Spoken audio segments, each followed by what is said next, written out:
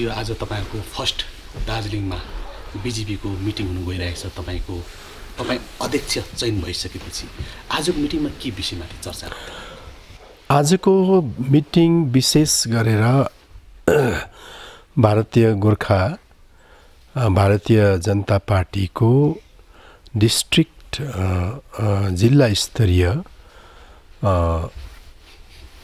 अनुसूचित जनजाति मोर्चाको समिति गठनको विशेष आज कार्यक्रम थियो।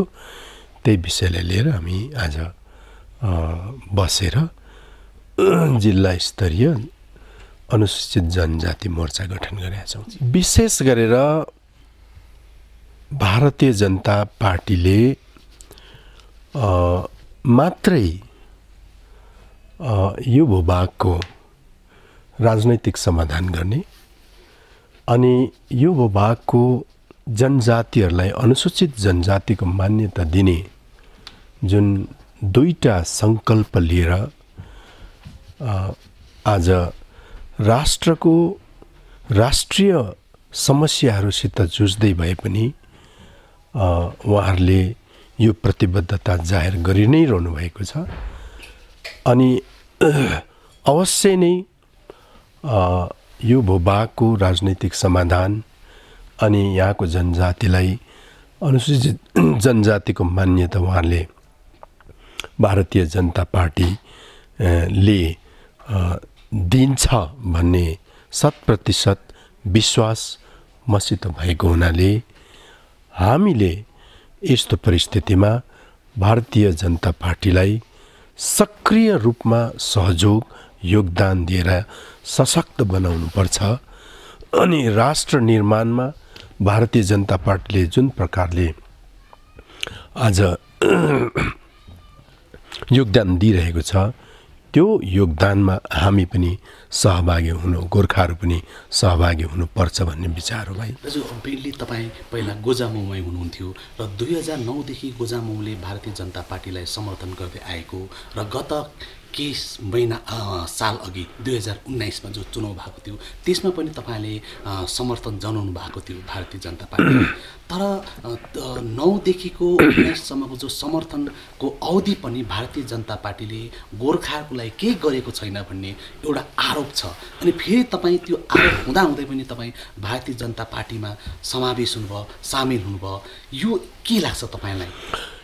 यो यस्तो हो भाइ,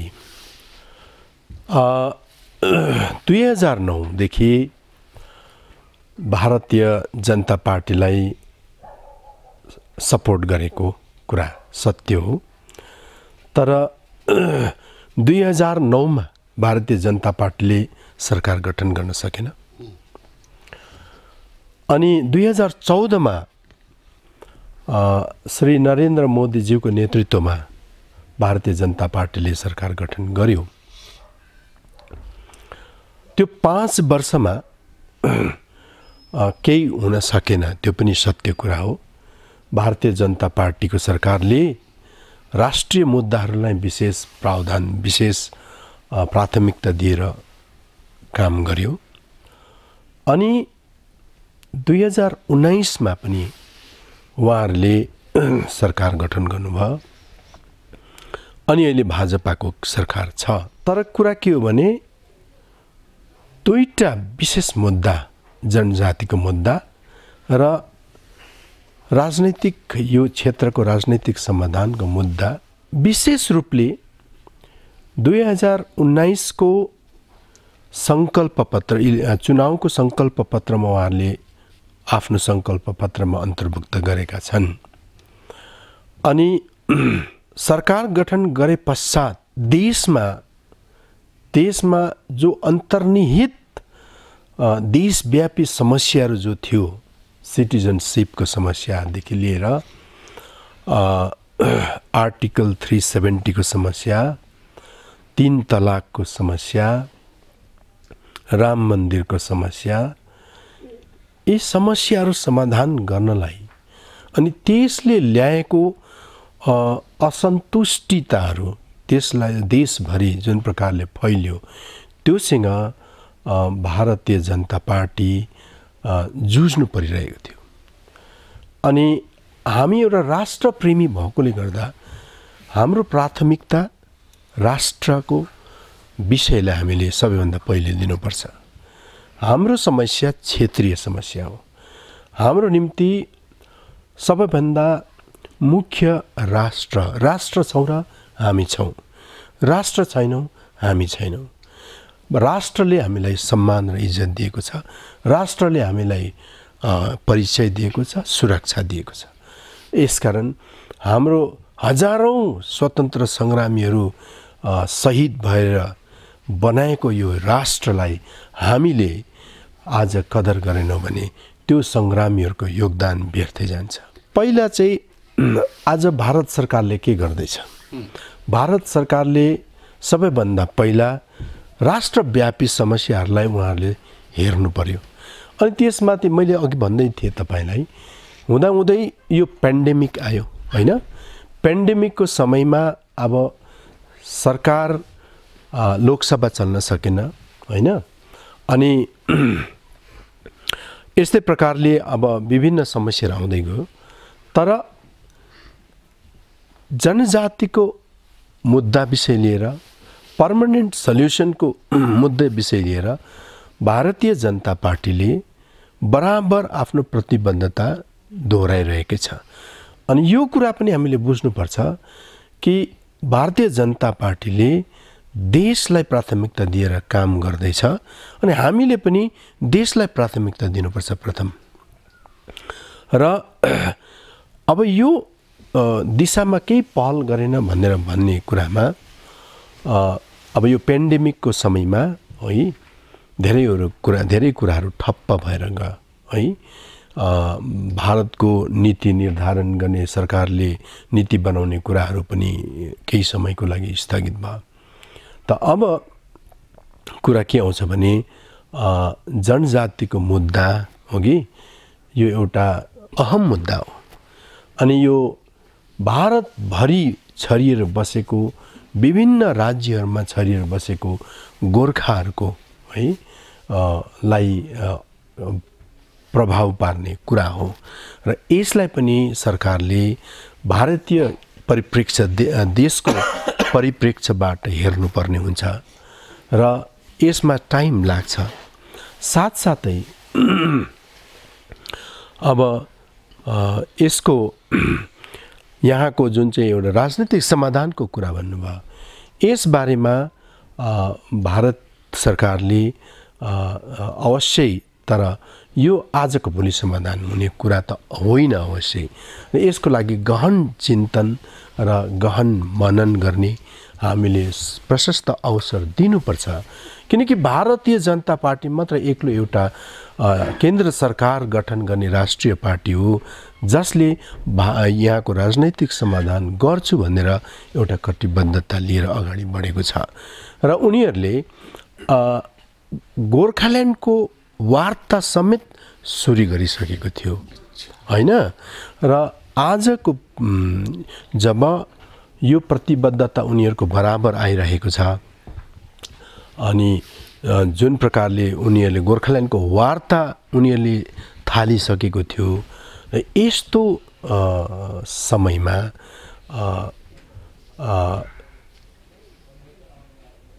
टिएमसीसितको साटगाँठले के बुझायो, अर्थात् एनडिएसितको नाता तोड्नाले के बुझायो भन्दाखेरि हामीलाई अनुसूचित जनजातिको मान्यताको दर्जाको आवश्यकता छैन।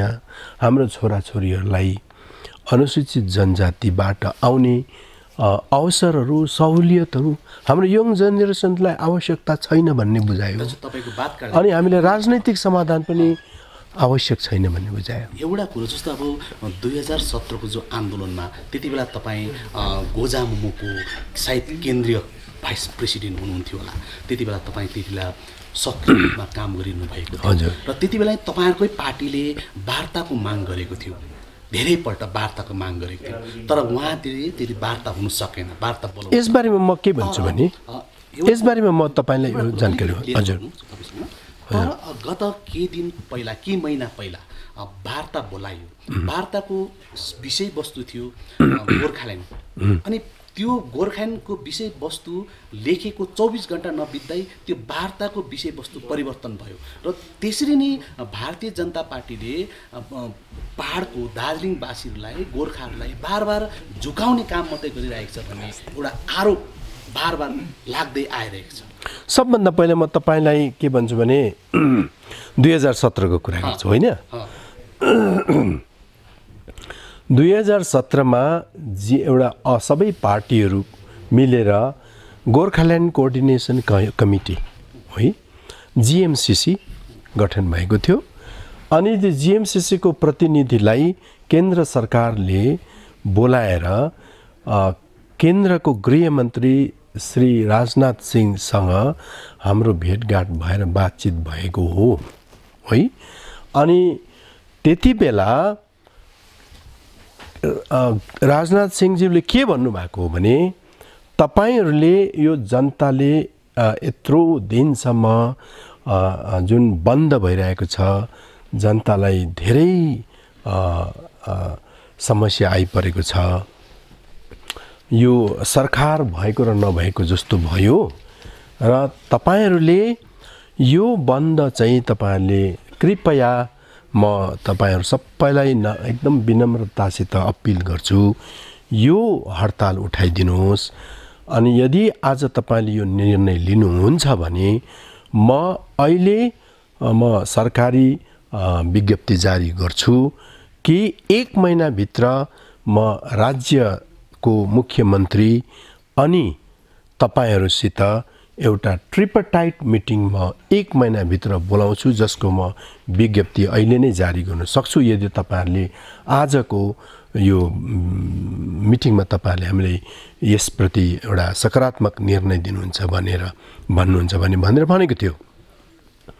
त्यति बेला हामीले भन्यौं हेर्नुहोस् हामी एउटा यहाँ सबै पार्टीको एउटा प्रतिनिधिहरू मात्रै छौं र हामी आफ्नो पार्टी हाइकमान्डसँग सल्लाह गर्छौं अनि अवश्य नै उहाँहरूले हाम्रो कुराहरू तपाईको सन्देश हामी उहाँलाई अपिल उहाँलाई जनाउँछौं र उहाँहरूले अवश्य नै पोजिटिभली नै उहाँहरूले निर्णय लिनुहुन्छ र जस्तो यो निर्णय हुन्छ हडताल फिर्ता लिने निर्णय हुन्छ म हामी तपाईलाई अवगत गराउनेछौं भनेर हामी निस्क्यौं हो कि।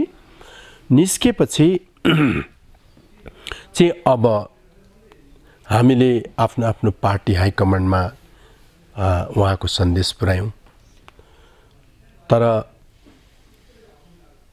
कति पार्टीहरूले हुन्छ भने राम्रो कुरा हो, फर्केर आउने हामीलाई पर्छ, केन्द्र सरकारमै पर्छ। जुन सुझाव उहाँले अपिल गर्नुभएको छ त्यसलाई हामीले मानिलिनुपर्छ भन्ने कुरा भयो। अनि हाम्रा त्यति बेला गोजामोमो पार्टीले पनि गोजामोमोको सुप्रिमो ज्यूले पनि पहिला चाहिँ मान्नुभयो, तर त्यस पछाडि 1 घण्टा पछाडि उहाँले अस्वीकार गर्नुभयो। अनि अस्वीकार मात्रै होइन, त्यस पछाडि के भयो, उहाँको नाम गरेर एउटा पत्र बंगालका मुख्यमन्त्री ममता ब्यानर्जीलाई गयो। उहाँ त्यो पत्र चाहिँ ममता ब्यानर्जीसित वार्ता गर्ने, अब ट्रिपरटाइट टकको लागि केन्द्र सरकारले हामीलाई प्रस्तावना दियो, तर हाम्रो गोजामोमो सुप्रिमोले बाइपार्टाइट टकको लागि रिक्वेस्ट गरेर जीएमसीसीलाई उहाँले जीएमसीसीलाई नागेर उहाँले युनिल्याटरल चिठी लेखिदिनु भयो।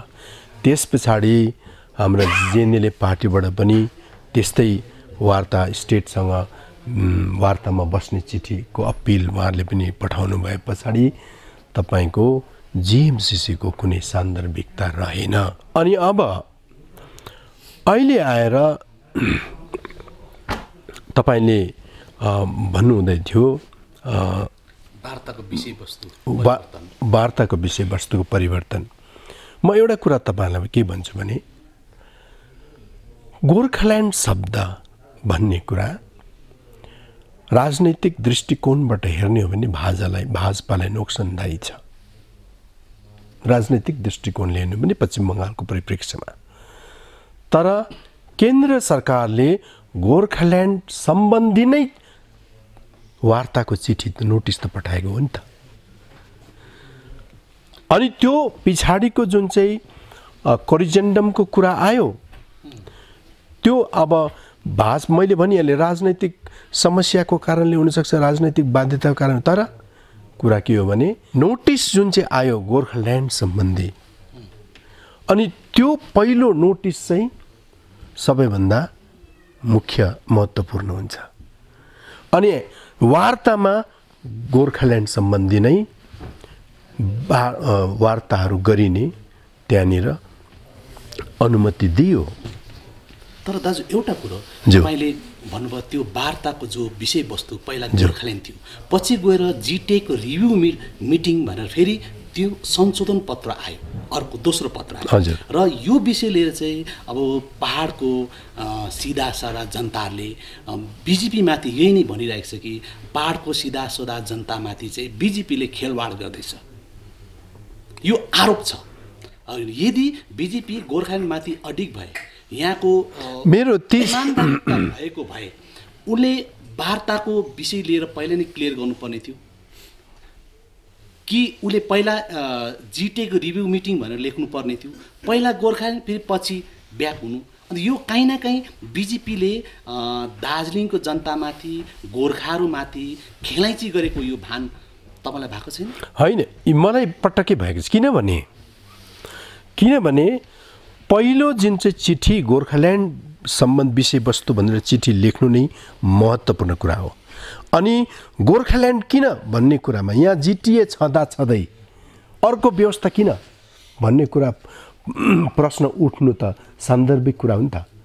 अनि जिटिए त छ, तर जिटिएले किन आज यहाँको जनता सन्तुष्ट छैन भन्ने कुरा हो नि त, होइन? त्यही कुरा हो, जिटिएले यो कारणले यहाँको जनताको एस्पिरेसन्स फुलफिल गर्न सक्दैन, यसकारण यो कारणले गोर्खाल्यान्डको आवश्यकता छ। आज वार्ता बन्द भयो नि त, वार्ताको सिलसिला आज स्याबोटेज गरिदियो नि त। त्यो चाहिँ क्वेसन किन हुँदैन? गोर्खाल्यान्डको वार्ता त जारी राख्नुपर्ने थियो नि त। आज हामीले टिएमसीसित साटगाट गरे पश्चात हामी गोर्खाहरूलाई गोर्खाल्यान्डको जरुरी छैन भन्ने कुरा उठेन। आज त्यति बेला जति बेला टिएमसीलाई समर्थन गर्यो तपाईँको पार्टीले, त्यति बेला तपाईँ नि भाइस प्रेसिडेन्ट हुनुहुन्थ्यो त, त्यति बेला तपाईँले पार्टी सुप्रिमोलाई यो कुरो किन भन्नुभयो? हजुर भन्नुहोस्, यो मैले चाहिँ हेर्नुहोस्, मैले चाहिँ मेरो नलेजमा चाहिँ म भइन्जेल टिएमसीलाई समर्थन गरेको दृष्टान्त छैन। हेर्नुहोस्, जस्तो उहाँले टिएमसीलाई समर्थन गरेर एनडिएसँग उहाँले नाता तोड्नुभयो, त्यस पश्चात नै मैले उहाँलाई स्पष्ट रूपमा फोन मार्फत जनाइदिएको मलाई बिदा दिनुहोस्। एउटा कुरो मेनली कुरो के छ भन्दाखेरि जो भारतीय जनता पार्टीले आफ्नो सङ्कल्प पत्रमा स्थायी राजनीति समाधान भन्ने जो शब्द प्रयोग गरेको छ, तपाईँ आजको दिनमा भारतीय जनता पार्टीको डिस्ट्रिक्ट प्रेसिडेन्ट हुनुहुन्छ र विगत दिनमा तपाईँ गोजामुमो उपाध्यक्ष हुनुहुन्थ्यो, जो त्यति बेला तपाईँले नि सम्झौता गर्नुभएको थियो, त्यति बेला तपाईँहरूको बिजेपीसँग साँठगाँठ थियो। र आजसम्म नि पहाडको जनताले र समस्त गोर्खा जातिले यो स्थायी राजनीति समाधान के हो भन्ने विषय लिएर अनुलतामा छ। एक्चुअलमा यो कुरो त सबैलाई थाहा हुनुपर्ने यो के होला स्थायी राजनीति समाधान? गोर्खाल्यान्ड माग्ने पार्टी आज गोर्खाल्यान्ड विरोधीसित हात मिलाएको पछि अब यहाँ राजनैतिक समाधान मात्रै एउटा विषयवस्तु रह्यो भन्दा हुन्छ। गोजामुमोले पनि राजनैतिक समाधान भित्र यहाँको जनताको आस्था एस्पिरेसन्स फुलफिल हुन्छ भनेर जनताले भनेको हो। राजनैतिक समाधान जुन आज बिजेपी पार्टीले भन्दैछ त्यो भित्र नै हामीले हाम्रो छुट्टै पहिचान र अक्षुण्ण हाम्रो सुरक्षित भविष्य सम्भावना, त्यसको सम्भावना छ भनेर हामीले जनतालाई बुझाएको हो। अनि बिजेपी पार्टीले पनि जुन प्रकारले गोर्खाहरूको समस्याको समाधान भनेर आजसम्म जुन यहाँको आन्दोलनको अवस्था, जुन प्रकारको राजनीतिक शोषणको कुरा कथा र व्यथा सुन्दै आयो, त्यसबाट सँगसँगै यहाँको ऐतिहासिक संवैधानिक पृष्ठभूमि जे छ त्यसलाई निर्क्युल गरेर पनि यहाँ एउटा स्थायी राजनीतिक समाधान चाहिँ यहाँ एउटा अलग्गै एउटा फेडरेटिङ स्टेट अथवा यस्तो फेडरेटिङ युनिट अर्थात् यहाँको निम्ति अलग्गै एउटा लेजिस्लेटिभ एसेम्ब्ली विधानसभाको एउटा परिकल्पना अवश्य सोचेको छ भन्ने मेरो विश्वास छ। अनि म भाजपामा आउनुको विशेष उद्देश्य पनि यही हो कि म सम्पूर्ण राज्य स्तरका, राष्ट्रिय स्तरका मेरा भाजपाका नेता नेतृवर्गलाई म यो कुरा सम्झाउनु, यो कुरा बुझाउनु, किनकि उहाँहरूबाट नै यो समाधान हुन्छ। अनि यो जुन चाहिँ आज हामी जुन प्रकारको राजनीतिक शोषणको शिकार भएका छौँ, यो तत्कालीन कांग्रेस पार्टीको कारणले, उहाँहरूको अवहेलनाको कारणले, उहाँहरूको एउटा पक्षपातको कारणले भएको र यसको निराकरण, यसबाट हाम्रो जनतालाई उन्मुक्ति दिनु केवल भाजपा मात्रै आजको दिनमा विकल्प रहेको छ। त्यसकारण म भाजपासित छु। आज गोर्खाल्यान्डको बारेमा स्पष्ट बोल्न सक्दैन भन्ने कुरा भन्नु मिल्दैन, किनभने उहाँले वार्तामा पनि त गोर्खाल्यान्ड विषयवस्तु दिनुभयो, तर सब्जेक्ट चेन्ज भयो नि त दाजु। होइन, 24 घण्टाको त्यो महत्त्वपूर्ण कुरो होइन। यदि नोक्सान पुर्याउने भने जनताले खेलाइची गर्यो भनेर अनुभव गरिरहेको छैन, आभास गरिरहेको छैन, हामी मात्रै खेलाइची भयो भन्ने विषय यो होइन। मलाई पुरा विश्वास छ, मलाई पुरा विश्वास छ। हेर्नुहोस्, गोर्खाल्यान्ड एउटा के अरे सुभाष घिसिङले सुरु गर्नुभएको एउटा शब्द हो कि एउटा राज्यलाई, हाम्रो हुनुपर्ने राज्यको नाम चाहिँ यो हुनुपर्छ। यो एउटा उहाँले एउटा गोर्खाहरूलाई विदेशी भन्छ भनेर पनि उहाँले यो टर्मको परिकल्पना गर्नुभएको। तर व्यवस्था चाहिँ सबभन्दा ठुलो कुरा हो। हेर्नुहोस्, व्यवस्थाले चाहिँ मान्छेलाई सुरक्षा दिन्छ, नामले होइन। गोर्खाल्यान्ड टेरिटोरियल काउन्सिल के अरे एडमिनिस्ट्रेसन छ, तर के दियो जनतालाई? सुरक्षा दिन्छ? त्यसले दिँदैन। मैले भन्नु खोजेको भोलिको दिनमा यस्तो व्यवस्था चाहिँ राजनीतिक समाधानभित्र हुनुपर्छ जसले हाम्रो जनतालाई राजनीतिक शोषणबाट के गर्छ? उन्मुक्ति गर्छ, राष्ट्रको मूलधारामा बग्ने एउटा अवसर दिन्छ, हाम्रो छोराछोरीको भविष्य सुरक्षित हुन्छ, हो कि? अनि यस्तो प्रकारले एउटा राष्ट्र, एउटा डेमोक्रेटिक रिपब्लिक भएको कारणले गर्दा, हाम्रो ऐतिहासिक एउटा अक्षुण्ण र छुट्टै परिचयको कारणले गर्दा पनि हामीले एउटा अलग्गै प्रतिनिधित्व गर्ने एउटा मौका हामीले पाउँछौँ भन्ने कुरा हो। स्थायी राजनीतिक समाधान त्यो चाहिँ यो हुनुपर्छ कि जसले यहाँको जनताको राजनैतिक सुरक्षा हुन्छ, भविष्यमा हाम्रो भावी पिँढीको राजनीतिक सुरक्षा हुन्छ, आजको शोषणबाट उन्मुक्ति दिन्छ। ऐतिहासिक हाम्रो कन्स्टिट्युसनल हिस्ट्री पृष्ठभूमि जे छ, अनि भारतको जुन चाहिँ एउटा डेमोक्रेटिक रिपब्लिक जुन चाहिँ एउटा क्यारेक्टर छ, त्यो बमोजिम यो क्षेत्रलाई एउटा अलग्गै विधानसभा भएको एउटा व्यवस्था चाहिँ राजनीतिक समाधान भयो भने चाहिँ त्यसले सबै जनताको एस्पिरेसन्स फुलफिल गर्न सक्छ। समस्त शक्ति, प्राण, धन, मनले मैले बिमल गुरुङलाई सपोर्ट गरेँ, किनकि बिमल गुरुङ गोर्खाल्यान्डको लागि थियो नि त। अच्छा, भनेको बिमल गुरुङले टिएमसीलाई समर्थन गरेपछि तपाईको हतोसाथ? यस अब सम्भव छैन, किनकि 2024 मा केन्द्र सरकार गठन गर्ने, त्यो पनि एउटा एब्सोल्युट मेजोरिटीले केन्द्र सरकार गठन गर्ने पार्टी मैले आज देखेको छुइनँ। भन्नुपर्दा दाजु एउटा कुरो यहाँ एउटा प्रश्न, अनि त्यो पार्टी आयो भने पनि गोर्खाहरूप्रति यस्तो प्रकारको एउटा प्रतिबद्धता देखाउने गोर्खाल्यान्डको वार्ता सुरु गर्ने यो बिरालोको सिङ उम्रेला 2024 मा सम्भव छैन। भन्नुभयो त तपाईँको जो अहिले भन्नुभयो जो तपाईँले आफूमाथिको जो बयान जारी गर्नुभयो पोख्नुभयो यसले एउटा कुरो अलिकति क्लियर भएको जस्तो देखा पर्यो।